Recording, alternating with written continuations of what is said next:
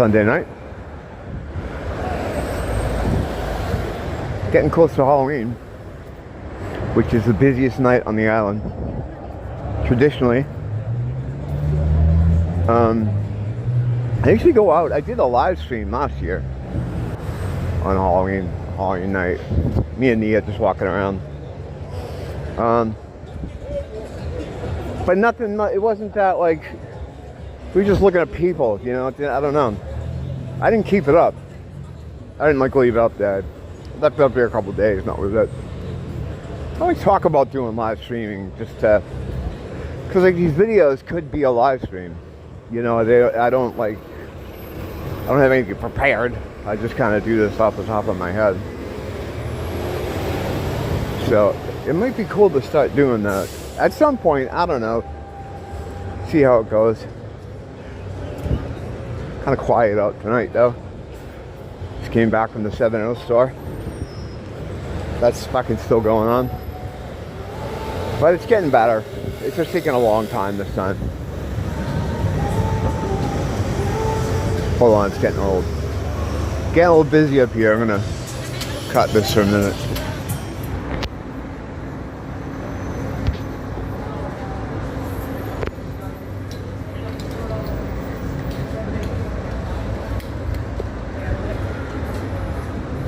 Needs to grow in a little more.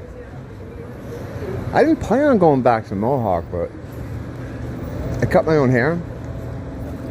Kind of always have. Like, I mean, you know, at least since my 30s. So I've gotten good at it. But sometimes, like, you know, I'll take a little too much off one side. I always have Nia do the check, you know, like, does it look alright? She's always blown away. She's like, how do you do it like this? It looks like you go through a place and got it done. And I say thank you. It's one of my many talents. It's just years of doing it myself. I know how it grows, and fucking point is, I took a little too much off one side, so I try to compensate to make it look symmetrical. And in my attempt to make it look symmetrical, I took a little too much off the other side. So then I took a little too much off the other side. So then I ended up looking like a rooster or something. And I don't know. I don't like the rooster hairdo. So I'm like, all right, well, we're just gonna have to go back to the Bert hairdo from Bert and Ernie and let it grow in. It's all gonna work out. No despair. I understand it's a sin. Fucking Ross is pretty good just now. A lot of migrants get paid at the beginning of the month. The people that they're shipped in here from the darker continents. So at the end of the month, they're not like shopping, you know, because they burn through all the money. So it's kind of okay. It's not a bad place to go into. Early in the month, though, it's a different story. But, you know, nights like these, like, it's not even like really that bad out here tonight. It's weird. I don't know what they do. Probably just hang around their nice apartments. You know, they got some nice places too. Like some of the moved in migrant people. The place next door from me, the building next door, was supposed to be for older people, and specifically older disabled people. At least that's how it was until they started jamming these migrants in here everywhere. And now it's older people that are disabled and people from Africa and Haiti and Somalia, and who are fine, who are like very, very able. But when they first started moving them in, there were cops there all the time. There were constantly cops there. I was saying to Nia, I'm like, you just put a substation there. Because they were there constantly. So then I noticed they were getting rotated out. You know, sometimes you'd be like, oh, are they getting rid of them? Are they moving them to some other place? And then a whole new batch would come in.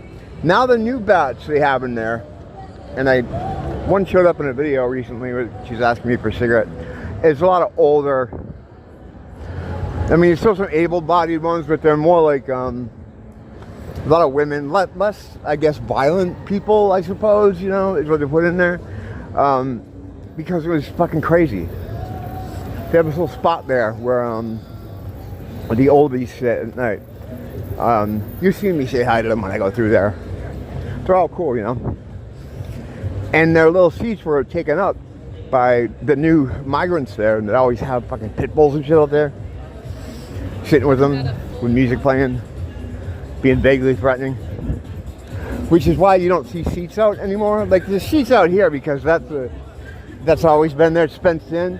But a lot of these places where you eat used to have, like, tables and chairs outside where people could sit if you went there.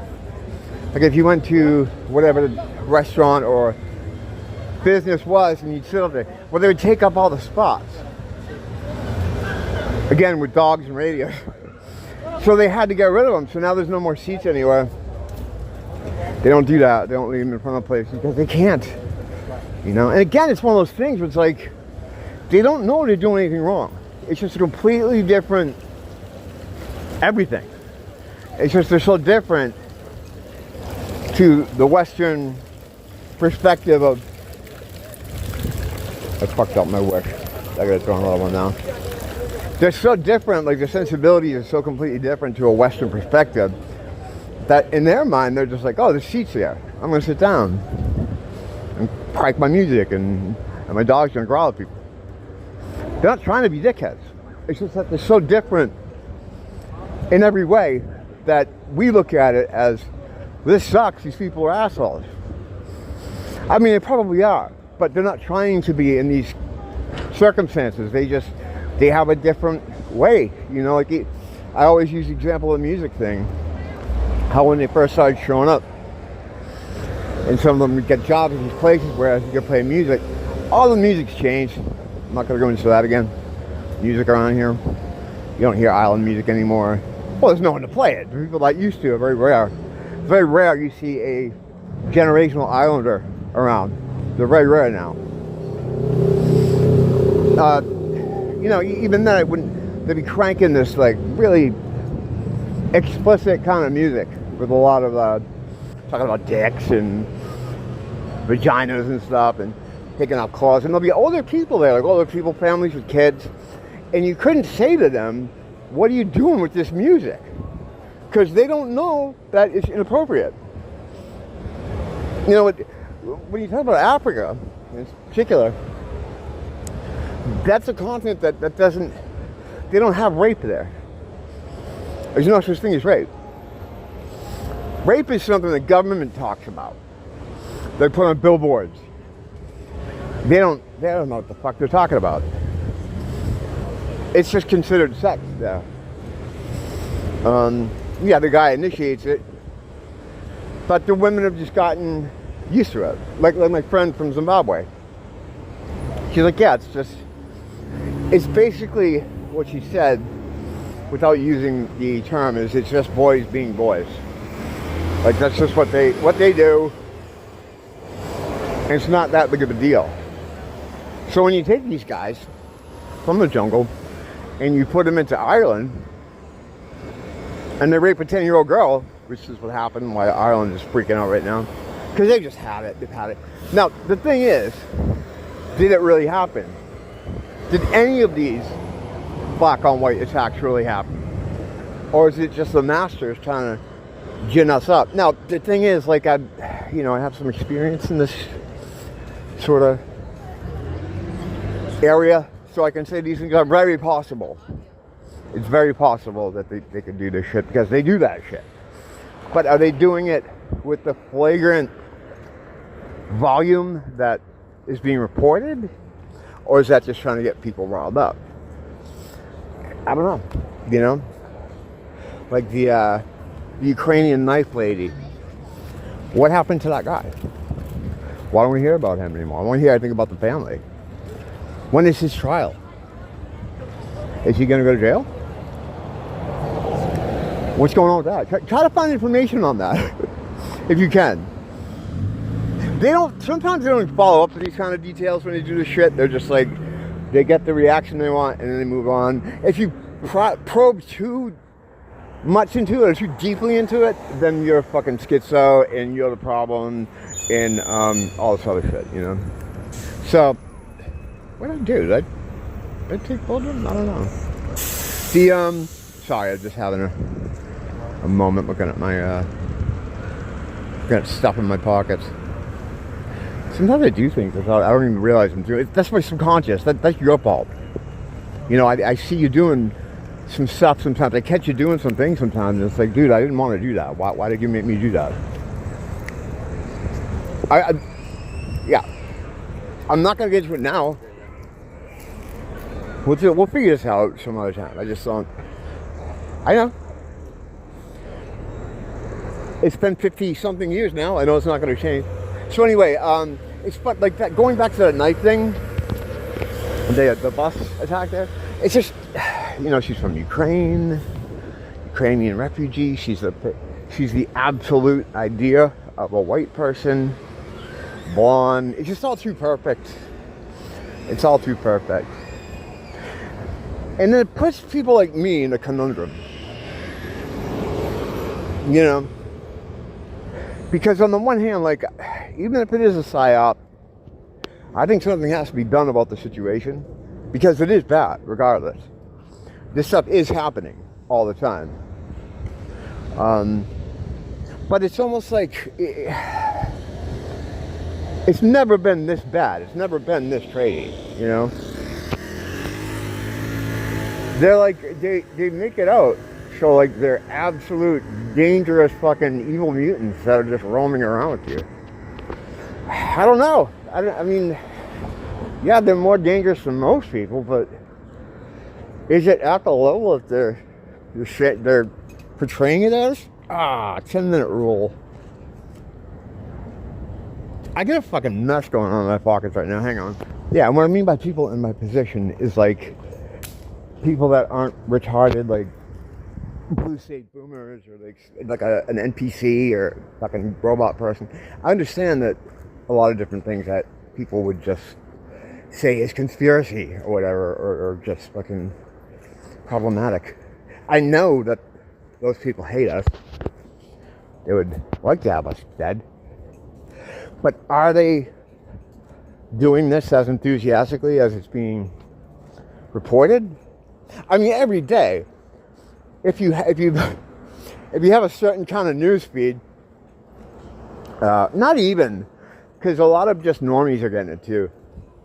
Just the whole fucking thing of story after story after story. You should never relax, of course. You should always have a situation. You gotta have a situational awareness going on. You gotta have your situational awareness happen. And yeah, most of them, if they can get a shit between your fucking ribs or take something you have, they absolutely will. But is it as bad as it's being portrayed? It's just like one story after another. And the stories are more and more egregious. They a lot of times involve young people, like kids. You know, think of that kid that got stabbed in his bed who was like 6. It's like, is it, I mean, it's kind of crazy. It's almost like they're looking for it to be worse. You need to get in, man? Need to get in? I'll let you. Just gotta get my... I don't know, it doesn't work. Yeah, no, it's quick. It's really quick. You buzz it and you gotta grab it. I have too much stuff. Here we go. No problem. I'm gonna grab this here and... There you go. Have a good night. That's how to look that lady in. I don't know, because what it is right now is they're trying to get everybody agitated against everybody else. That's just kind of like the phase they're in now, you know. And so I have a hard time believing it. You know, I believe it happens, of course, because we've seen it happen. We know it happens.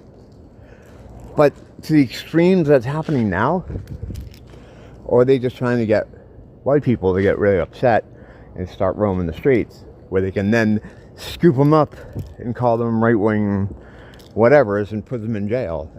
Because the thing is, they want to get rid of anyone that might be a problem for them in the future. You know, do I have to do this again? No one has their shit together. I swear, I can't keep doing this. I did it once. And I said I can't keep doing it. But that their whole thing is to get people that may be a problem for them in the future. And they, right, are part of this evil cabal. Everyone always gets on about the Jews, like the Jews, whatever. They're part of it, sure, but it's not them doing everything. But they do, like rabbis have gone on about, it would be okay to kill a baby if you thought that baby was going to be a problem for you in the future. Yeah, we don't really do that over here, the Western. People don't really do that kind of stuff. But yeah, it's really weird. It's really weird. So, what I'm trying to illustrate here is they like to get rid of threats as early as possible. After Trump was out the first time, and we had the fucking corpse man came in, they scooped up a lot of people that were pro-Trump, that had some kind of position in society. Never mind the January 6th complete farce that was. Fucking poor John Schaefer. We missed out on some Iced Earth albums because of that. Fucking assholes. And what a bunch of pussies in the metal community. They all turned their back on him. Before they even knew what his charges were or what happened, they were just like, shame, shame. Fuck them. But anyway, they scooped up a lot of people who had supported him. And now they got Trump back in again. And they're doing the same thing, like getting people to put their necks out. They want to get white people in the streets, like having it over in Ireland. All they do is they bring in all these Africans and Muslims and they have them rape and kill.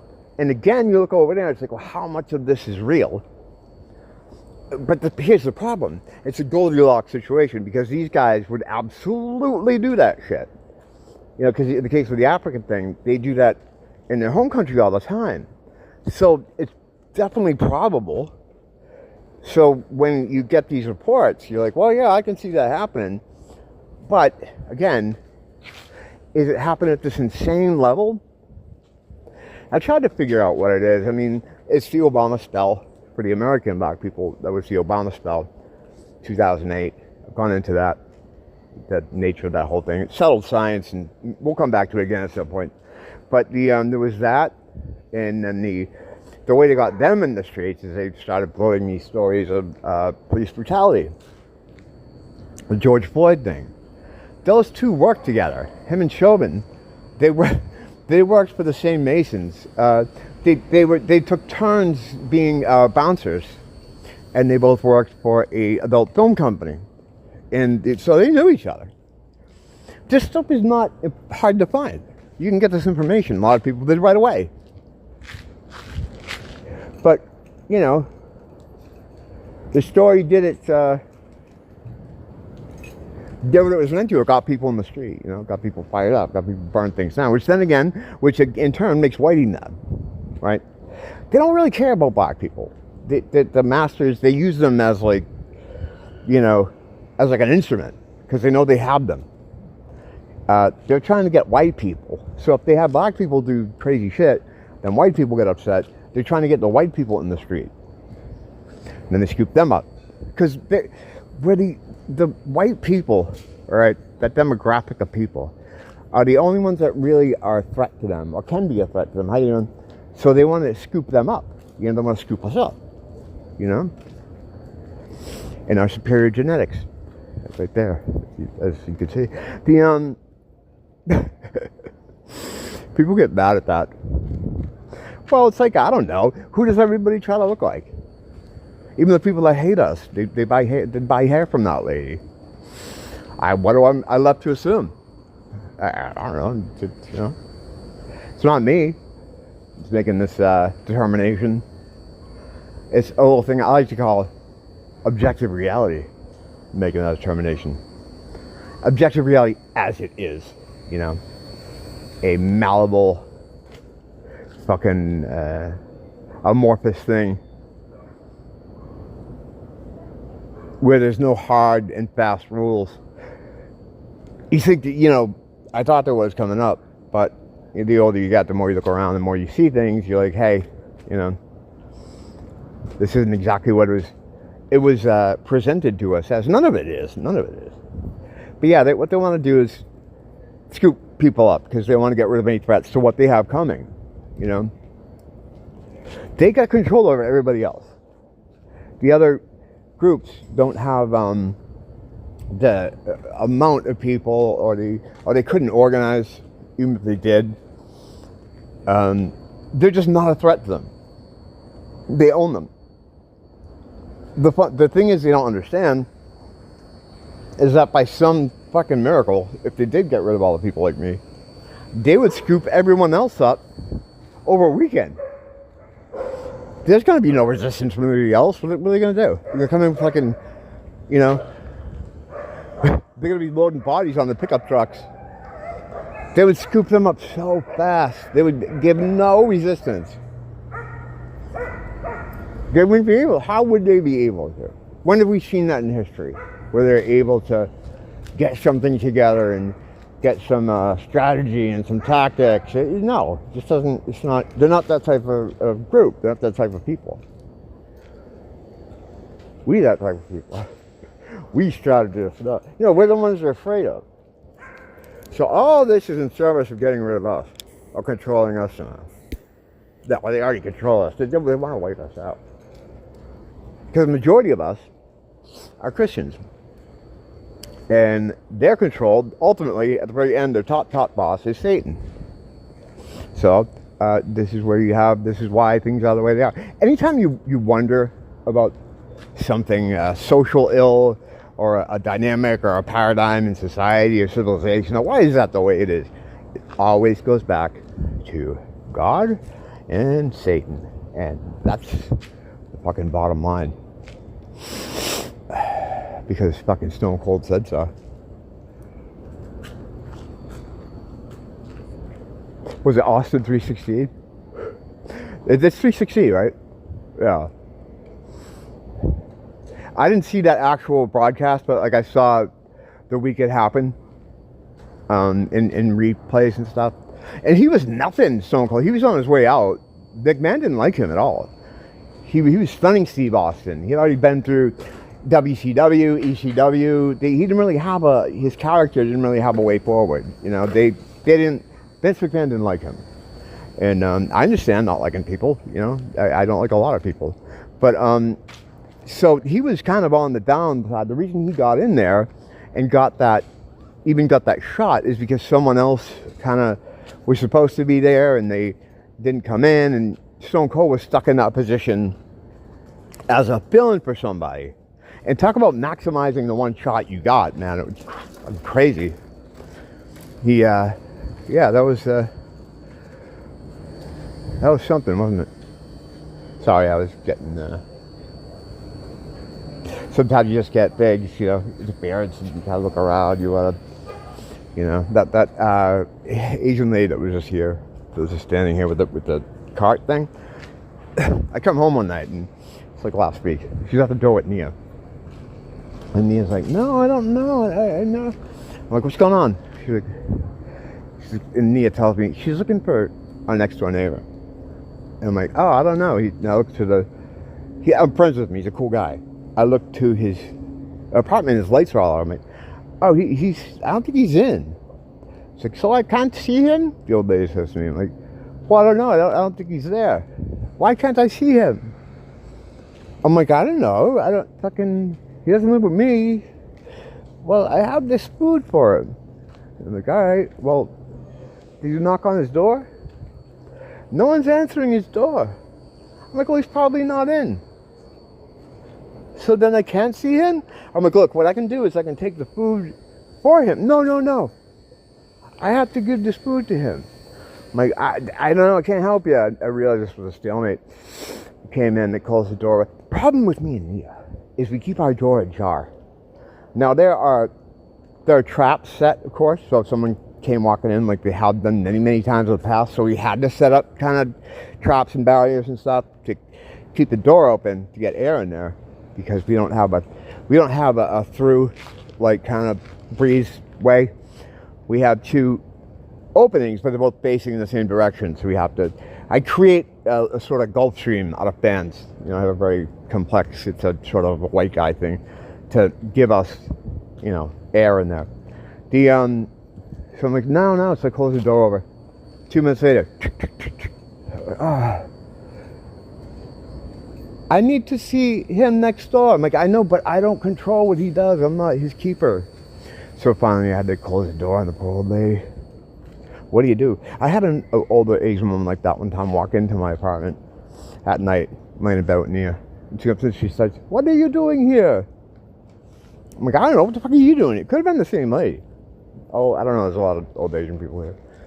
And she looks around, starts looking at the walls and ceiling. And it must have clicked in her head that she's in the wrong house. Yeah, I've noticed that when I first moved here. If you know someone, or even if you don't, everybody's fucking Kramer in Hawaii. They'll just come fucking tear it in there. Hey, what's up, man? Hey, what's up? What are you doing? Can I put pants on?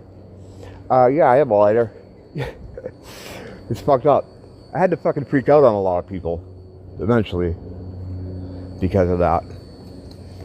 You know, I could go on with stories of people just wandering into the house here. There's a whole lot of stories like that. But I've gotten it pretty under control now. Plus, a lot after COVID, a lot of people I were friendly with that just vanished. And they were replaced with legit dangerous people. People who are going to come in your house and fucking, you know, grab some stuff and grab your life. And if that was reported in the news, which it wouldn't be, would people think it was real, or would they think it's just more bullshit? I don't know. I guess we're going to find out. Don't blame the teacher. Blame the school.